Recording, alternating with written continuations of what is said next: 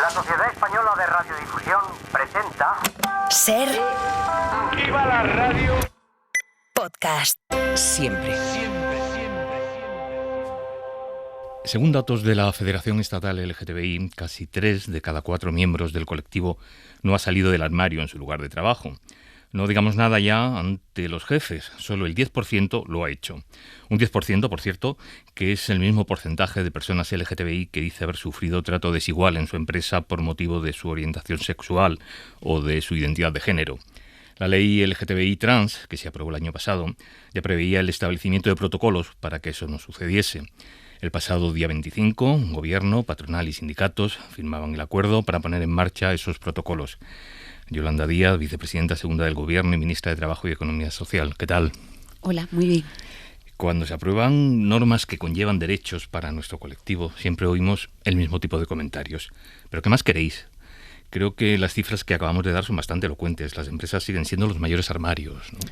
Las empresas son los mayores armarios, sobre todo porque es el lugar de nuestra vida en el que ocupamos más tiempo. Yo hablaba ayer en una interpelación sobre la jornada laboral sobre esta realidad. La mayor parte del tiempo, sin ser el tiempo de descanso, de dormir, es en el mundo del trabajo. Por tanto, es un lugar en el que se sufren muchas discriminaciones y, por tanto, los datos que está dando la Federación y muchos otros institutos están indicando que ser hoy una persona LGTBI en España es un factor de discriminación y por eso hay que corregirlo.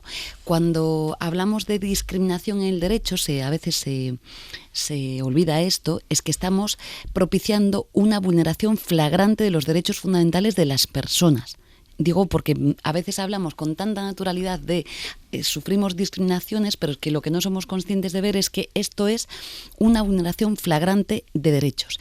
Ayer dábamos datos, estos mismos datos, pero también, por ejemplo, personas docentes LGTBI que por los riesgos que pueda conllevar, ¿no?, en la educación, pues se niegan a mostrarse como son, ¿no?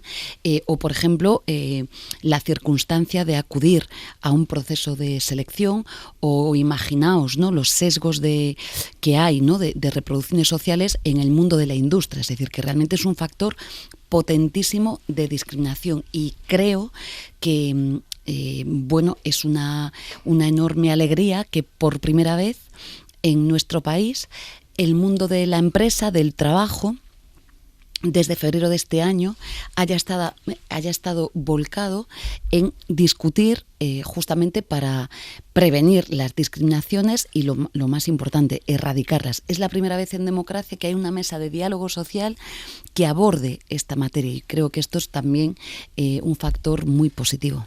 De todo esto vamos a hablar en los siguientes minutos, pero en primer lugar, ¿cómo se van a articular esas medidas para la igualdad de trato y no discriminación? ¿Quiénes se van a hacer cargo de elaborarlas? Bueno, en primer lugar, tiene que haber unas medidas que tienen que ser completamente articuladas para prevenir estas razones de desigualdad y, por supuesto, acompañadas con protocolos antiacoso. Pensad que España fue uno de los primeros países que ratificamos el convenio 190 del acoso de la OIT y, por tanto, se va a desplegar esos protocolos directamente en las empresas. Pero damos un mandato general a todas las empresas de nuestro país, a las que tienen más de 50 trabajadores y trabajadoras le damos la obligación de que tienen que negociar sobre esta realidad de manera concreta. Y en cada sector, pues imaginaos, el mundo del calzado o de la siderurgia o de la educación o de la sanidad, como tienen características diferentes, tienen que negociar para evitar la discriminación en cada uno de los sectores. Y luego unos protocolos de acoso, antiacoso, que tienen que desplegarse en todas las empresas. Pero además hacemos algo más y le damos un mandato a las empresas que ya hayan negociado los convenios colectivos con un plazo de 3 meses para que reabran esas negociaciones colectivas y con carácter obligatorio negocien sobre esta realidad. Esto no ha pasado jamás en España, es decir, que vamos a ir a lo concreto, igual que hicimos con otras 2 normas que fueron también muy complejas, como lo fue esta. Siempre que legislamos sobre los derechos fundamentales tiene muchas dificultades. En este caso fueron las normas de igualdad entre hombres y mujeres en las empresas. Esta es idéntica.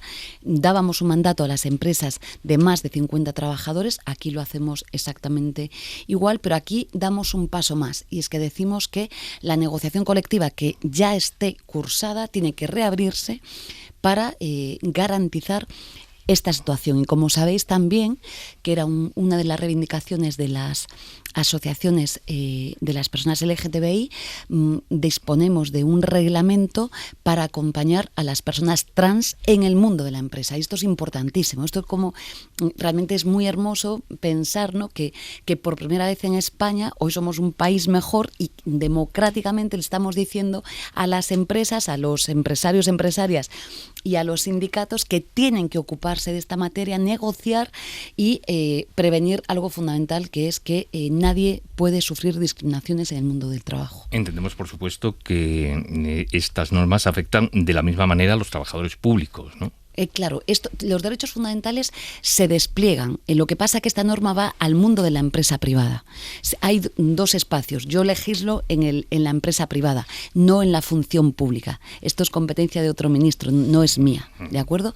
Ya me gustaría tener la función pública pero es verdad que las normas de derechos fundamentales se aplican con carácter general. Pero esta norma va, el mandato es a las empresas privadas. ¿Y por qué solo afecta a empresas de más de 50 trabajadores? ¿Qué pasa con las empresas que no llegan a esa cifra? Por una razón fundamental. Se puede negociar exactamente igual, de hecho van a tener que desplegarlo. Por una razón, cuando hicimos los planes de igualdad, los mismos, ¿no?, entre hombres y mujeres, hay un problema en nuestro país que tiene que ver con una realidad del tamaño empresarial y las partes de negociación. Hay muchísimas empresas que no tienen unidades de negociación, por decirlo así. Entonces disponíamos, y lo hicimos exactamente igual con la igualdad entre hombres y mujeres, para aquellas empresas mayores, o sea, de más de 50 trabajadores y trabajadoras. ¿Esto quiere decir que no se va a aplicar esta norma? No, insisto, los derechos fundamentales se van a aplicar igual. Pensad, por ejemplo, que hay muchas modalidades de negociación colectiva. Hay convenios que son del sector y, por tanto, esa negociación le va a afectar a todo el mundo de manera global, ¿no? O hay convenios de empresa. Las grandes empresas tienen convenios de empresa. Estoy pensando la automoción, ¿no? O hay otro tipo de realidades. Pero también es verdad que esto nos pasó de idéntica manera con la norma de igualdad entre hombres y mujeres, que no tenemos negociadores ahí. Por eso lo que hacemos en la norma es que hay un anexo, el 1, en el que disponemos una serie de materias que con carácter obligatorio tienen que aplicarse, exista o no exista la disposición convencional sobre la misma. Es decir, hacemos un anexo, que esto no lo habíamos hecho nunca, en el que decimos, en defecto de esto, esta serie de derechos se tienen que garantizar, y damos una serie de pautas. Por ejemplo, pues procesos de selección, cómo hay que actuar, qué hay que hacer, qué formación tenemos que recibir, cómo hay que hacer en el marco, ¿no?, del desempeño diario de las empresas. Es decir, que esto sí que, por ejemplo, no lo hicimos en la otra norma, y aquí dijimos, damos un mandato que es, bien, si usted no negocia esto, se le va a aplicar el anexo 1 de manera directa a cada una de las empresas. ¿Y quién va a velar para que esas medidas se cumplan? Como siempre, el principio de legalidad en España está garantizado por la Inspección de Trabajo, que además, como sabéis, hemos hecho, justo antes de elecciones generales, desplegamos una oficina antidiscriminación en España, que es muy importante y que tiene un rol y un cometido clave en España, y que es verdad que a lo largo de la democracia no había existido. Y quiero además también aprovechar este programa para decir que la gente puede mirar en sus móviles, poner buzón de la inspección, y es un buzón en el que podéis denunciar cuantas vulneraciones existan, que es completamente anónimo y que actúa de manera muy potente. Digo, aprovecho este momento de publicidad para que la ciudadanía sepa que ese buzón es anónimo y que además hay una oficina antidiscriminación desde hace muy poco tiempo en la Inspección de Trabajo para garantizar y velar por la igualdad en España. ¿Y qué ocurre si esas medidas no se cumplen, si pues la empresa no las cumple? van a tener sanciones severísimas. Pensad que estamos ante supuestos de vulneración de derechos fundamentales. Y por tanto, a veces me critican mucho porque dicen que soy muy dura con la inspección de trabajo, y es que sencillamente este incumplimiento es muy grave. Es muy grave, insisto, hago hincapié en derechos, libertades, que se tienen que cumplir en todos los lugares de nuestra vida, pero también en las empresas. Por tanto, si se vulneran, el peso de la ley cae sobre esa empresa. Además, también esto es un poco como la agencia tributaria. En el momento en el que se gira una inspección, ¿no?, a una empresa, digamos que siempre está el foco, le persigue el foco a esa empresa. Pero aquí es muy grave, es que pensad que estarían...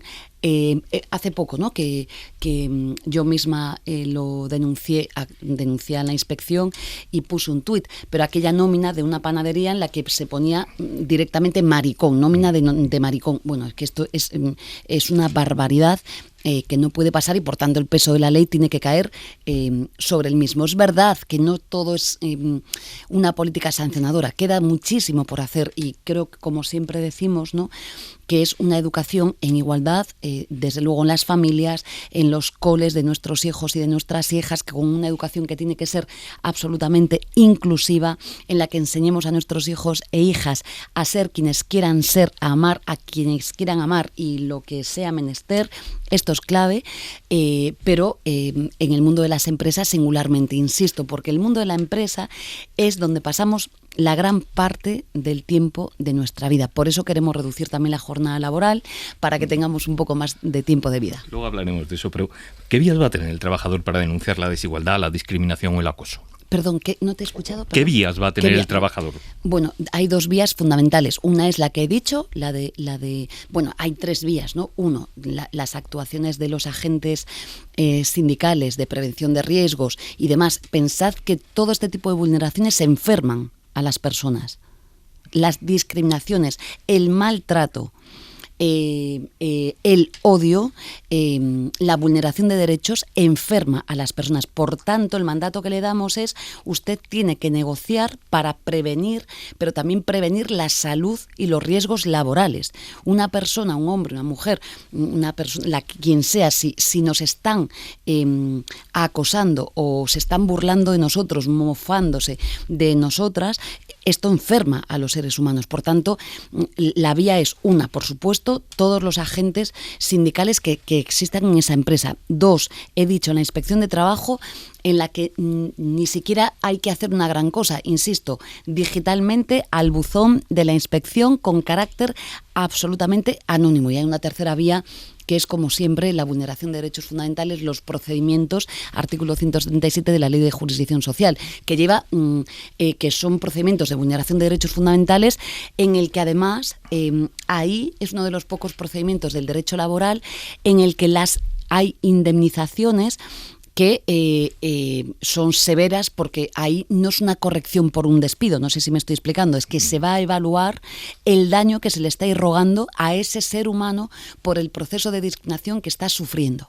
Por tanto, hay tres vías que son superpotentes, pero la clave está, como siempre, en prevenir. Ningún ser humano tiene que llegar a ese punto, pero es verdad que, por desgracia, ¿no?, hay discriminaciones todos los días, ¿no? Las sufrimos todos los días, aunque somos un país muy avanzado en derechos y en igualdad. Yo creo que la respuesta a la siguiente pregunta está en ese buzón del que hablaba, pero muchas veces los temores a las represalias pueden hacer que un empleado que ve peligrar su puesto de trabajo opte por callarse y no denunciar. ¿Puede realizar esa denuncia algún compañero o alguna compañera que sea consciente de un caso de discriminación? Absolutamente, porque pensad que, bueno, primero, cuidado con las cosas que hacemos. Cuando yo hablo del procedimiento de la jurisdicción social de derechos fundamentales, es que nosotros tenemos obligaciones también. Si yo estoy observando que te están causando daño y maltrato, cuidado con las responsabilidades que tenemos. Yo también quiero hacer pedagogía en este sentido, pero ese buzón, cuando digo que es anónimo, es que si yo tengo conocimiento que a ti te está pasando algo, puedo coger y decir: en esta empresa están sucediendo estos hechos, y automáticamente el despliegue, en este caso de un cuerpo, por cierto, que es de altos funcionarios y funcionarias del Estado, que son especialistas en esta materia, materia, va a actuar y lo hace, insisto, de manera severa. Pensad que todos los cambios que estamos haciendo ahora mismo, esto era una de las grandes polémicas de la reforma laboral, es que el cambio que hemos propiciado es que las infracciones son individualizadas. Antes lo que pasaba, ¿no?, es que una empresa X que tiene muchos trabajadores, había una vulneración de algo, ¿no?, pues de una materia concreta, y si la incumplía, se le imponía una única sanción y por importes que normalmente eran pequeños. ¿Qué hemos cambiado en la reforma laboral? Que esas sanciones son individualizadas. Usted, si está vulnerando los derechos fundamentales, en este caso sería una persona, ¿no? Pero imaginemos que afecta a más personas, es a cada una de las personas que sufren esta posición y con unas cuantías que hemos incrementado. Por tanto, con la ligereza aquella con la que actuaban las empresas, hoy ya se ha mitigado. De hecho, en la jornada laboral, el debate que estamos teniendo en la mesa de diálogo social es exactamente el mismo. Ya si usted incumple las horas extras, ¿no?, que de manera generalizada en empresas de manera global, usted tiene 100 trabajadores, todos hacen horas extras de manera extraordinaria sin retribuir, que es una grandísima vulneración, se imponía una única sanción. Ahora no va a ser así. Usted tiene 150 trabajadores, va a tener 150 infracciones con 150 sanciones y con unas cuantías que hemos incrementado sustancialmente. Digo porque, como veis, estamos haciendo un cambio normativo, ¿no?, completo, y además hemos modificado también el Código Penal. Por primera vez en democracia nunca se había tocado el Código Penal en los delitos, las infracciones penales que tienen que ver con el mundo de la empresa, para decir cuidado, porque aquí también podemos actuar, ¿no? Por tanto, creo que es útil esta entrevista para que las personas sepan que con anonimato, sin miedo a represalias, sin que se sepa lo que ha pasado, quién ha denunciado puede actuar, ¿no? Y luego pensad que en las empresas el maltrato y la vulneración de derechos no solo es vertical. El acoso es también horizontal. Es vertical, es horizontal, es, digamos, circular. Y por tanto, aquí también hay en esta materia, ¿no?, que nos pasa también con la desigualdad entre hombres y mujeres, es entre compañeros y compañeras de trabajo. Y esto no se puede tolerar de ninguna manera. Ha hecho ya mención antes a esto, pero por cierto hay una mención en el anexo que hace alusión al conocimiento y difusión del protocolo de acompañamiento a las personas trans en el empleo. ¿En qué consistirá ese protocolo y qué entendemos por acompañamiento?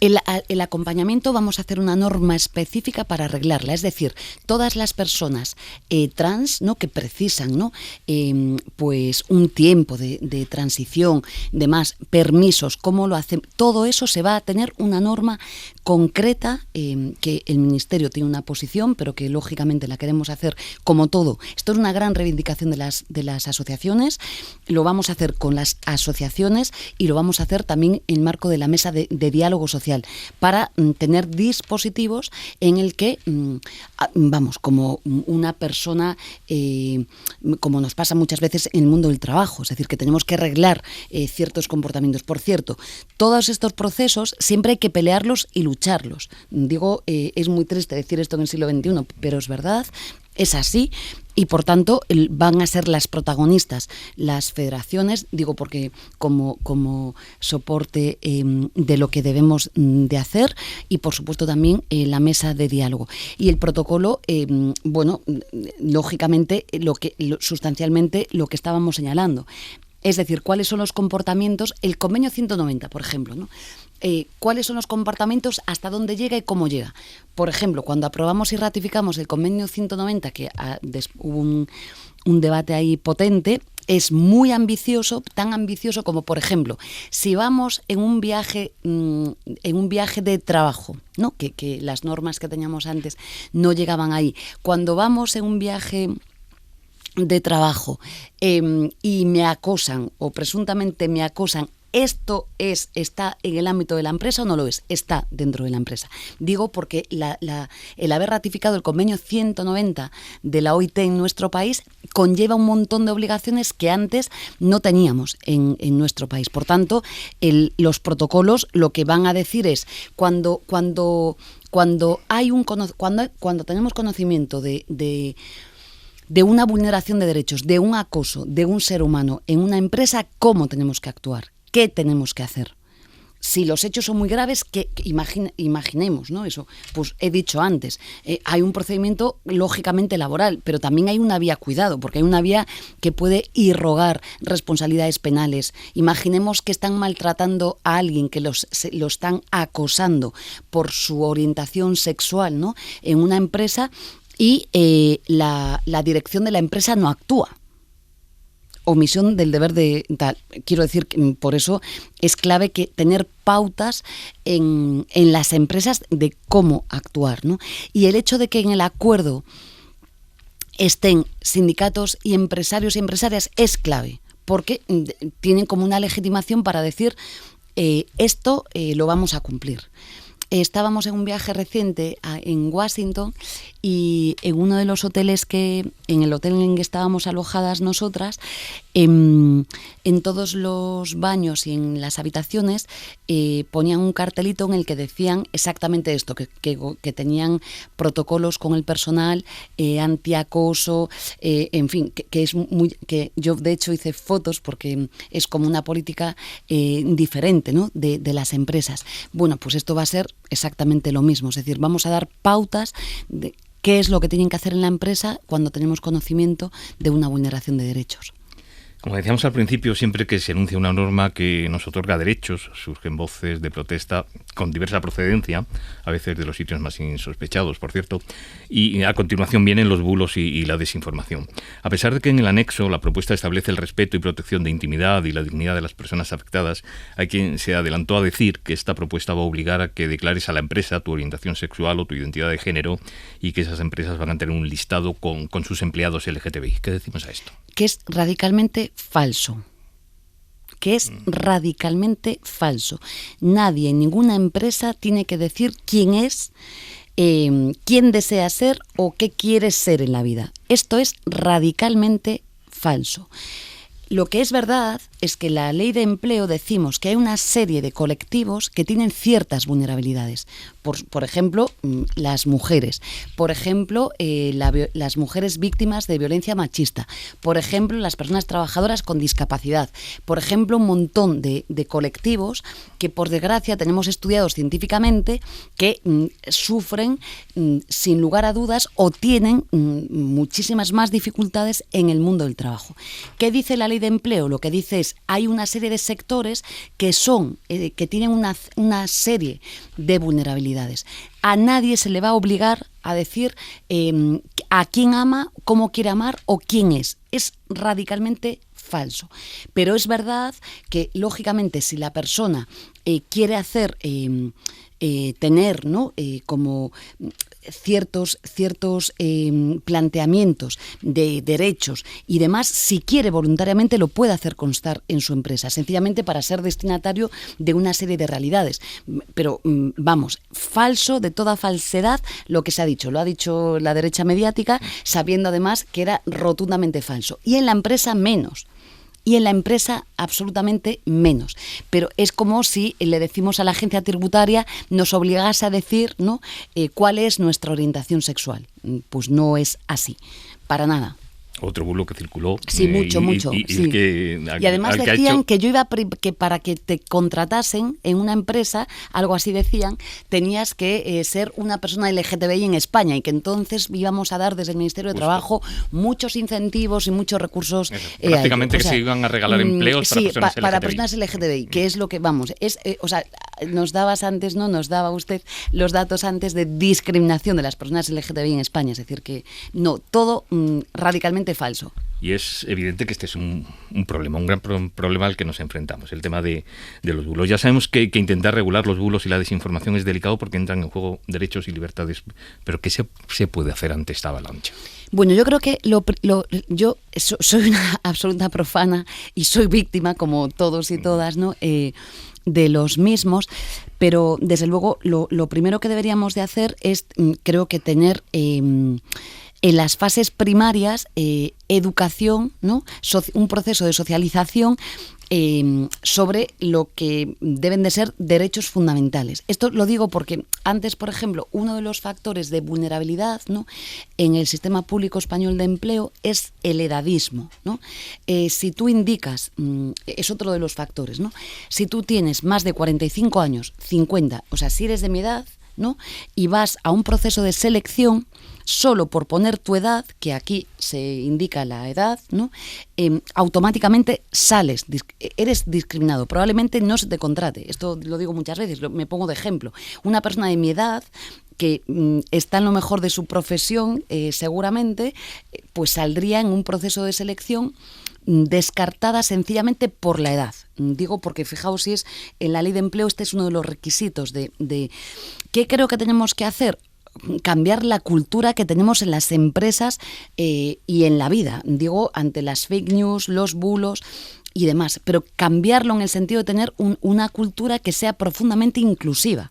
En el mundo de la empresa yo le digo siempre a los empresarios y a las empresarias y a los sindicatos, es decir, prescindir del talento hoy, del talento de quienes fuéramos, como seamos, da igual la edad. Pensad que en el mundo del trabajo no se puede segmentar el mundo del trabajo. No hacemos contrataciones para jóvenes. A veces me decís, ¿cómo hay que contratar a jóvenes? Bueno, es que esto es un factor de discriminación, porque lo que hay son puestos de trabajo. No hay puestos de trabajo para jóvenes, puestos de trabajo para personas LGTBI, puestos de trabajo para mujeres. No, mire usted, puestos de trabajo para mayores. No, mire usted, lo que hay es un puesto de trabajo, una oferta de trabajo, la que fuere, y ahí lo que tenemos que garantizar es que seamos como seamos, amemos como amemos, practiquemos la religión, en el caso de las personas que practiquen religión, la que fuere, tenemos que garantizarles la igualdad y el respeto a sus derechos fundamentales. Digo esto porque ya sé que es muy complejo. A veces me decís, ¿cómo creamos empleo para jóvenes? Es que no se crea empleo para jóvenes, se crea empleo. Y lo que tenemos que garantizar es que ese empleo tiene que reunir los requisitos de igualdad. Fueren quienes fueren las personas que lo ocupan, tengan a partir de 16 años, que es la edad en la que España podemos trabajar, hasta los años que nos toque de jubilación, y amemos a quien amemos, seamos una persona LGTBI o profesemos la religión musulmana. Digo porque esto aprovecho también para explicarlo. Estamos en la Semana del Orgullo. En relación con el colectivo, esta semana la ministra de Igualdad, Ana Redondo, anunciaba en el Consejo de Ministros y Ministras la interposición de un recurso de inconstitucionalidad contra la ley LGTBI trans de la Comunidad de Madrid. Era una decisión necesaria, vicepresidenta, y entiendo que exigía una cierta urgencia para que la ley en cuestión no pudiera dañar derechos fundamentales, ¿no? Sin lugar a dudas. No puedo desvelar nada del Consejo de Ministros, pero como se ha hecho público la interposición del recurso, estamos ante una ley de la Comunidad de Madrid que patologiza es que es muy grave lo que está haciendo, por tanto es una vulneración de derechos fundamentales. Y yo me siento muy orgullosa de estar en ese Consejo de Ministros en el que hemos decidido interponer un recurso para garantizar la igualdad de todas las personas en nuestro país, también en la Comunidad de Madrid. También en la Comunidad de Madrid. En el día de la semana o en la Semana del Orgullo, que es una semana maravillosa que refleja el país que somos de verdad, ¿no?, que somos un país diverso, afortunadamente, y rico, en fin, y que somos un ejemplo en el mundo, y en Navidades. Digo, los derechos fundamentales son claves. No son relativizables, lo son en la Comunidad de Madrid y lo son en África. Son exactamente idénticos. Digo, esto es novedad lo que estoy diciendo, pero es bastante grave que tenga que ser el Gobierno de España el que tenga que garantizar la igualdad y los derechos fundamentales en la Comunidad Autónoma de Madrid. Es que hemos oído verdaderas barbaridades. La respuesta de la Comunidad de Madrid ha sido muy airada. Creo que hay cuestiones que tienen muy difícil defensa. El tercero de los puntos por el que se presenta el recurso hace alusión a la contraposición de derechos para las mujeres trans, que según la ley madrileña podrían utilizar los mismos espacios que el resto de mujeres. Otra vez, viene a decir la norma siempre que no molesten a las demás. Sí, es brutal. O sea, esta norma, yo que no soy docente, es para ser estudiada en los coles. Y que los niños y las niñas de nuestro país sepan lo que no puede pasar. Es decir, es gravísimo lo que está, la ideología que está supurando esa norma, que va contra los derechos fundamentales de las personas en nuestro país. Así de radical lo digo. Por tanto, es triste que tengamos que interponer un recurso que además tardará tiempo para garantizar la igualdad de derechos en la Comunidad de Madrid. Claro que lo es, pero también la política sirve para esto. Aunque celebramos la ley trans y LGTBI nacional, ¿es necesario implementarla? Recordamos que la ministra Redondo dijo hace poco que no se iba a regular la situación de las personas no binarias porque no estaba en el acuerdo de gobierno. ¿Es posible hacer un poco la vista gorda y salirse del acuerdo de gobierno si es para conseguir nuevos derechos y libertades? Soy forofa, hay que hacerlo, sin lugar a dudas, vamos, sí. He dicho antes, derechos y derechos. Y además, cuando las personas trans y las no binarias ganan derechos, todas y todos ganamos derechos. Esta sociedad es mucho mejor. Por tanto, por supuesto, nosotros hay cosas en el acuerdo de gobierno que no están, lógicamente, pero yo tenía la obligación de hacer lo que hice en esta norma, en una mesa de diálogo social con estas características. Pues no, pero lo he hecho y lo vamos a seguir haciendo. ¿Está en el acuerdo de gobierno que tengamos una prestación por hijo a cargo para reducir la desigualdad en España por un importe de 200 euros? No, no está, pero desde Sumar lo tenemos clarísimo, lo vamos a seguir defendiendo porque es sentido común en la sociedad. Y lo que no puede ser es que la política quede como una cosa intramuros, ajena. O sea, este debate está ganado en la sociedad. Yo, igual mi padre se enfada, pero voy a poner un ejemplo, que es un hombre muy moderno. Cuando teníamos estos debates, ¿no? Él seguramente no sabía exactamente todo lo que estaba pasando, pero tenía una gran percepción en el debate que tuvimos en la ley trans, que era que esta norma ganaba derechos.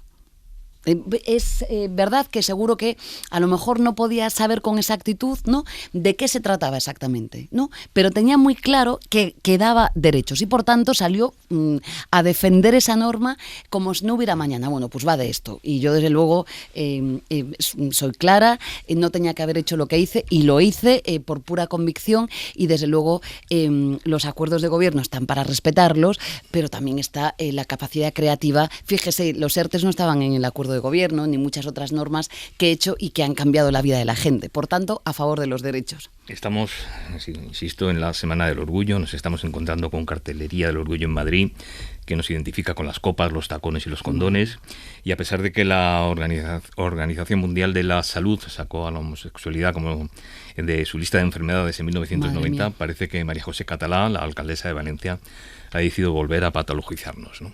Absolutamente. Venía por aquí caminando ahora y estaba viendo, recreándome en los carteles. Las discriminaciones, todas las discriminaciones son brutales, ¿no? Lo que pasa que lo que decía antes, cambiar la cultura es quizás lo más tedioso, ¿no?